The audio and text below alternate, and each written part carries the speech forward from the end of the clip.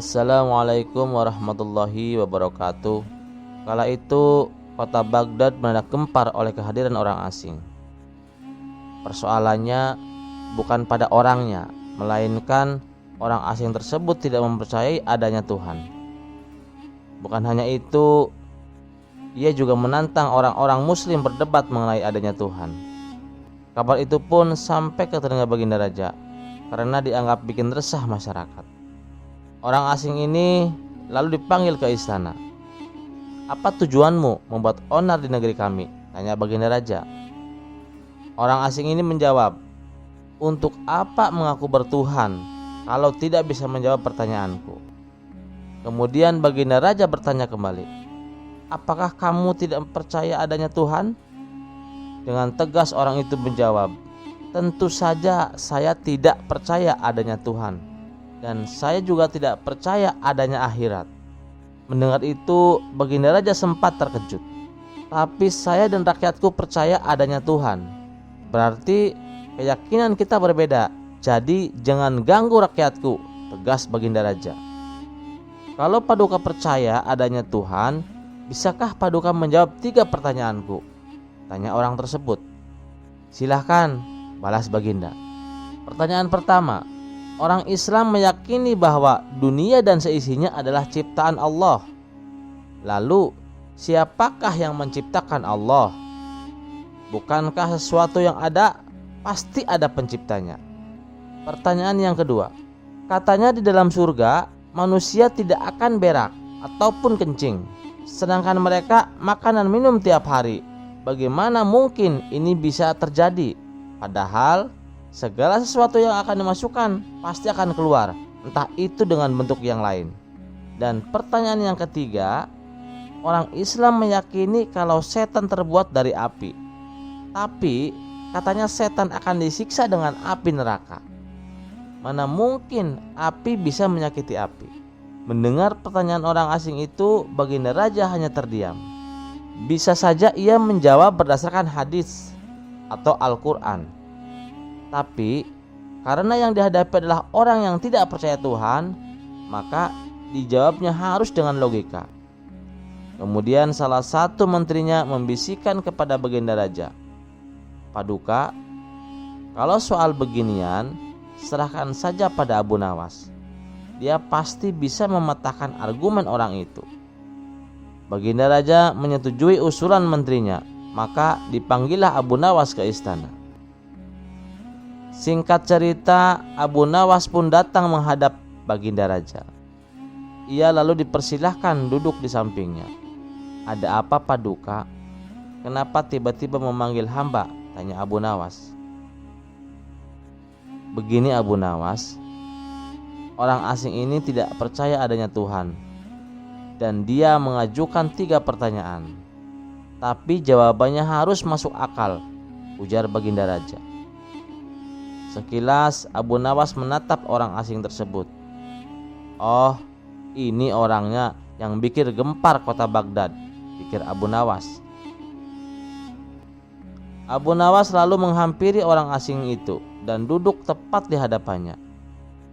"Silahkan, apa yang ingin kau tanyakan?" ucap Abu Nawas. Dengan penuh percaya diri, orang asing tersebut memulai pertanyaannya. "Anda sebagai orang muslim tentu percaya bahwa segala sesuatu baik yang terlihat maupun yang tidak terlihat pasti ada yang menciptakan." "Iya, tentu saja. Saya percaya," timpal Abu Nawas. "Sekarang saya mau bertanya, siapakah yang menciptakan alam semesta dan seisinya?"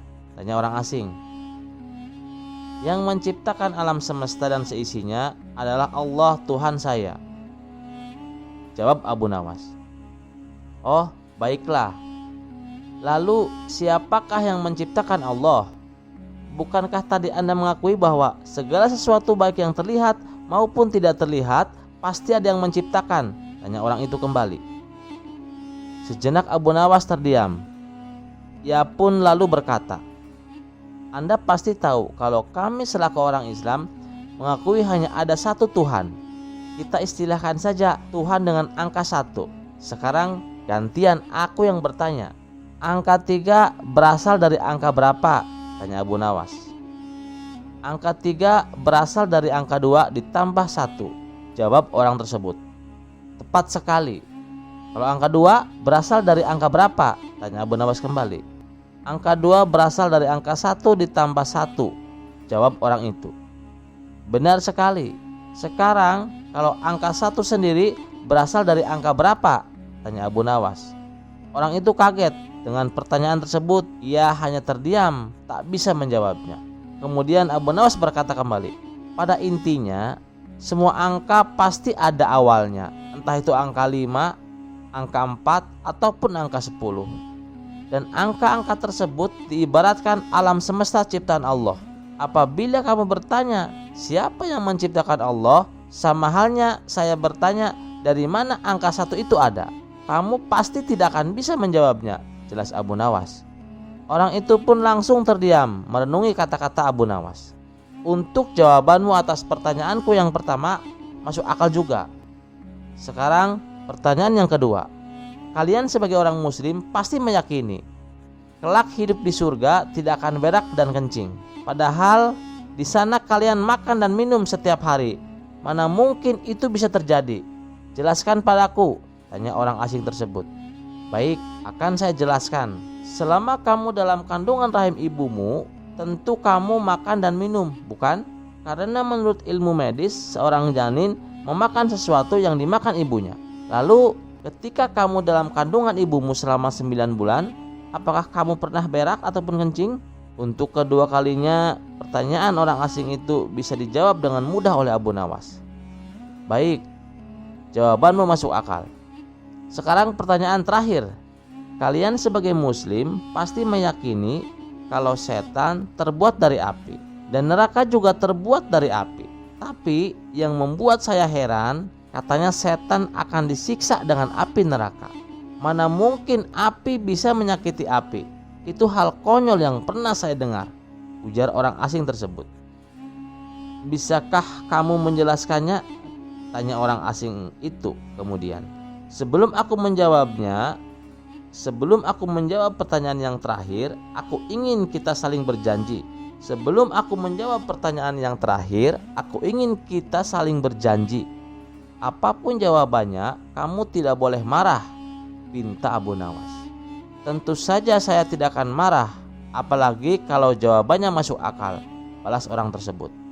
Tiba-tiba Abu Nawas menampar pipi orang asing itu sangat keras. Baginda Raja dan orang-orang yang hadir terkejut dibuatnya. Hai, apa-apaan ini? Kalau tidak bisa menjawab, jangan emosi. Apalagi sampai main pukul kayak gini, protes orang asing. Siapa yang emosi? Itu tadi adalah jawaban saya. Apakah tadi kamu merasakan sakit? Tanya Abu Nawas. Tentu saja sakit, jawab orang asing itu sambil memegang pipinya. Coba kamu perhatikan tangan saya. Bukankah tangan saya terbuat dari tulang dan daging? Begitu juga dengan pipi kamu. Tapi ketika tangan saya ini ditamparkan ke pipi kamu, kamu langsung kesakitan. Itulah gambaran sederhana kalau api neraka bisa menyakiti setan. Setan pasti akan merasa kesakitan meskipun ia sama-sama terbuat dari api, kata Abu Nawas menjelaskan. Orang tersebut lalu terdiam. Ia tak bisa membantah argumen Abu Nawas. Sementara Baginda Raja dan orang-orang istana kagum atas kecerdikan Abu Nawas. Kisah selanjutnya. Tidak seperti biasanya, di istana Raja Harun al-Rasyid terlihat ramai. Banyak tamu berkumpul.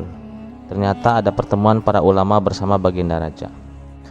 Setelah selesai membicarakan berbagai masalah agama dan negara, di sela-sela waktu santainya sang raja melontarkan pertanyaan kepada para ulama. Adakah di antara kalian yang tahu kira-kira Allah sedang apa sekarang? Tentu saja pertanyaan itu tak lazim. Namun, memang begitulah karakter Baginda Raja. Apakah Paduka tidak mempercayai keberadaan Allah? Tanya balik salah satu dari mereka. Saya sangat percaya adanya Allah, dan saya percaya Allah maha segala-galanya, yang menguasai segala alam semesta dan alam akhirat. Yang saya tanyakan, kira-kira Allah sedang apa sekarang? Para ulama saling berpandangan satu sama lainnya. Mereka bingung harus menjawab apa. Tidak elok rasanya baginda bertanya seperti itu. Jangan samakan zat Allah dengan manusia, ujar mereka. Sudah saya katakan, saya tidak menyamakan zat Allah dengan apapun, apalagi dengan manusia. Saya hanya ingin tahu, kira-kira ini Allah sedang apa? Kalau kalian tidak tahu, bilang saja tidak tahu, balas sang raja. Sejenak suasana menjadi hening, lalu baginda raja teringat dengan sosok Abu Nawas. Mungkinkah Abu Nawas bisa menjawab pertanyaanku? Ucap baginda dalam hati. Kemudian baginda raja menyuruh para pengawal untuk segera memanggil Abu Nawas ke istana. Berangkatlah beberapa pengawal pergi menuju rumah Abu Nawas. Setibanya di sana, ternyata Abu Nawas tidak ada di rumah. Sang istri memberitahu kalau Abu Nawas sedang minum kopi di warung. Para pengawal istana pun segera menuju ke sana. Sementara Abu Nawas yang sedang asyik kumpul bersama teman-temannya di warung ditanya oleh salah satu kawannya, "Hai Abu Nawas, kemarin dapat proyek apa dari baginda raja? Hingga baginda raja memberimu banyak hadiah." "Tidak ada," jawab Abu Nawas. "Kalau begitu berikan sedikit nasihat kepada kami," desak yang lainnya. Lalu Abu Nawas menjawab, "Kebenaran adalah sesuatu yang berharga bukan hanya dari segala agama, tapi juga dari segi materi," ujar Abu Nawas. Sembari menyeruput kopi dengan hati-hati, "Tapi mengapa terkadang kita harus membayar mahal untuk sebuah kebenaran?" sahut kawan lainnya. Abu Nawas menjelaskan, "Coba kalau engkau perhatikan, mahalnya harga sesuatu dipengaruhi oleh kelangkaannya. Makin langka sesuatu itu, maka makin mahallah harga sesuatu tersebut. Semua orang dalam warung mengangguk-ngangguk. "Benar juga apa yang kamu katakan Abu Nawas," ujar salah satu dari mereka. Saat Abu Nawas hendak menghabiskan kopinya, tiba-tiba datanglah beberapa orang pengawal istana. "Abu Nawas, kamu dipanggil untuk menghadap baginda raja sekarang." Dengan pakaian seadanya, Abu Nawas pun pergi ke istana bersama beberapa pengawal kerajaan. Setibanya di istana, terlihat tampak beberapa ulama sedang berkumpul. Sang raja tampak duduk dengan kewibawaannya di singgasananya. Begitu melihat Abu Nawas, baginda raja langsung memanggilnya. "Sini ke depan Abu Nawas," titah baginda. Abu Nawas pun segera merapat ke depan setelah mengucapkan salam kepada para ulama. Saat Abu Nawas hendak duduk, tanpa basa-basi lagi, baginda berkata kepada Abu Nawas, "Abu Nawas, para ulama yang ada di sini tidak ada yang bisa menjawab pertanyaan saya. Saya ingin menguji kecerdasanmu. Apa kamu bisa menjawab atau tidak?" kata baginda raja kepada Abu Nawas. "Wahai paduka yang mulia, bukankah beliau-beliau ini adalah ulama yang berilmu agama tinggi? Sedangkan hamba hanyalah orang biasa. Rasanya tidak pantas kalau hamba yang menjawab," sahut Abu Nawas. "Tapi kalau boleh tahu, pertanyaan macam apakah yang baginda tanyakan?" "Saya bertanya kepada para ulama, di sini kira-kira Allah sedang apa sekarang? Tapi tak ada satupun yang bisa menjawabnya." "Apakah kau tahu Allah sedang apa sekarang?" Mendengar pertanyaan yang aneh itu, sejenak Abu Nawas terdiam.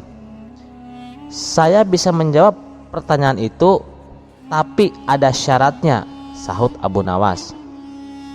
"Apa syaratnya?" tanya baginda. Sedikit terkejut, syaratnya adalah saya harus duduk di singgasana baginda raja, dan baginda raja harus duduk di bawah bersama para ulama, jawab Abu Nawas. "Syarat macam apa lagi ini?" gumam baginda raja dalam hati. Tapi karena penasaran dengan jawaban Abu Nawas, baginda raja pun menuruti permintaan Abu Nawas. Setelah Abu Nawas duduk di singgasana baginda raja dan Raja Harun al-Rasyid duduk di bawahnya, Abu Nawas berkata dengan lantang Kalau baginda ingin tahu Allah sedang apa sekarang, saksikanlah. Allah sedang mengangkat Abu Nawas jadi raja dan Harun al-Rasyid jadi rakyat biasa. Spontan baginda raja pun tertawa mendengar ucapan Abu Nawas, diiringi oleh beberapa ulama yang sedang duduk di sampingnya. Hahaha. Tapi memang yang kamu katakan itu benar. Maka aku pun tak bisa marah padamu. Baginda raja pun memberikan hadiah kepada Abu Nawas atas kecerdasannya. Terima kasih sudah mendengarkan cerita pengantar tidur ini. Semoga mimpi indah selalu menyertai Anda. Sampai jumpa di cerita selanjutnya. Jangan lupa like dan subscribe channel Teman Mimpi. Wassalamualaikum warahmatullahi wabarakatuh.